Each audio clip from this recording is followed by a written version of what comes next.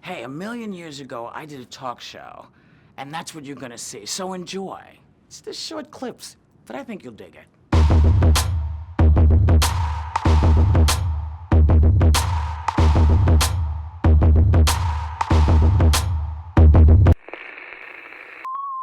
Joan, darling. So good to see you. It's good to see you. Isn't this a strange way to hang out, though? But isn't this a great way to have a meeting? You know, Yes, I think so. Let's sit and talk. Hey, you looking good, girl. You're looking great. The hair is fabulous. Thank you, thank you. The jewels. Yeah, Joan Rivers Jewelry Collection. Joan Rivers Jewelry Collection, honey. Now you, as a woman, let's get to this. As a woman. As a woman. And a goddess. And a goddess. Yes, To it's me. hard.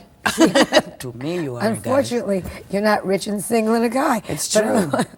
Did you find a big resistance as a woman who was funny when you started out? At the time, I would have told you no. Looking back now, you go, of course. That's why they signed everybody but me. I was in a whole group. It was Cosby and Carlin and Woody Allen and all men, and they all did better than me first. And I didn't know, I thought, well, I wasn't that good. But I think they were very frightened. They're still frightened of funny women. Yeah. And there are more and more of them. Yeah. You know, which is nice. Which is nice. Who was your first big audience? Oh, the Ed Sullivan Show. I mean, that's I hit on Carson, and he said, you're going to be a star. And I looked behind my shoulder. Didn't know who he was talking to. Yeah. That's how, oh, he means me. And then Ed Sullivan booked me by mistake. They were going to book John. Booked you by mistake? Book Johnny Rivers. And he was a little dotty. You know, he went on the television and said, next week, Joni Rivers. So my agent came in and made some great deal. I got top of the show money. And Sullivan liked me. And the minute he put his arm around you in those days, that told America you were okay. Yeah. Did you think you were going to be doing talk shows? I thought I was going to be acting. I thought I was going to have your career. You could listen. You know, some of my career you don't want. No. But I passed in the hall all your posters. I thought, God, isn't that wonderful? Isn't that wonderful? Well, you started out as an Started actress. as an actress, and then done Broadway twice, and I'm going back next fall. You sent a picture of yourself when you were little to MGM. MGM took it off the piano, and I was not a pretty child, and sent it, you want to know what's stupid, in the frame to MGM. And my mother said, where's the silver frame? I was eating as usual. And MGM, I never heard from MGM. Somewhere, somebody in the mailroom got a really nice frame. Never heard of it. Never sent it back? Never sent it back. Send that picture back. Oh, can you imagine? There's nobody alive from that era. Debbie Reynolds probably bought it for the archives or something. Yeah. Did you look like Debbie Reynolds? I look like 3 Debbie Reynolds. I look like somebody put a tube in Debbie Reynolds and blew her up. Were you big girl? I was chubby. Had a pretty child. Why are we obsessed with weight? What is it? Well, look where you live. That's why New York, it's very different where I live now. Yes. California, anorexics. They say she's nice, but she should lose 4 pounds. I mean, it's like a nightmare here. New York, it's not as bad. Yeah. I would say I'm so hungry, but I'm going to eat a carrot. You know. Will you watch?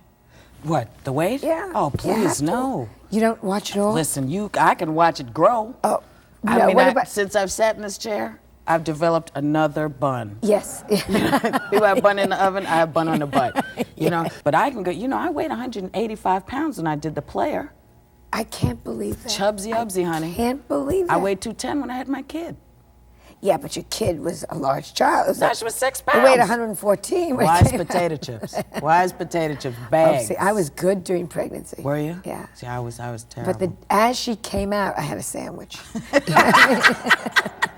But doesn't the image of what is thin and gorgeous, doesn't that shift at points? I mean... Not for me. Oh, honey. Wouldn't you like to be thin and gorgeous? Truthfully. I am. I am gorgeous. You know, for me, it used to be the Brett girl. Remember that thing with the wavy on the back of the magazine and it never moved? Yes. That to me was the epitome. And then I realized that, somebody had to build that. Yes. You know, that wasn't like when you wake up in the morning. When I wake up in the morning these days, I look in the mirror and I think, you know what? Mwah. Oh, really? Yes. Oh, yes. You've been in therapy then? No. Then that's great. Don't go. No, because somebody would tell me there was something wrong. What I see in the mirror, I'm not happy with at all. Still. Especially now. Why? Because God decided let's give her a challenge a day. And my challenge is my face. See, I look at you and I see a really beautiful woman. Yeah, right. And I look at you and I see a darling, wonderful, terrific, fabulous, good-looking woman. But if I were a man, and it was between you and Cindy Crawford, I'm telling you right now, I wouldn't make a stop at you. You know what I'm saying? And if I were a man between You'd come back, though. As soon as Cindy said good morning, honey, you'd be knocking on my door. Or as soon as you woke up the next morning and realized where the real deal was, baby, you'd be busting my door down. Because you know I have knee pads. You know what I'm saying?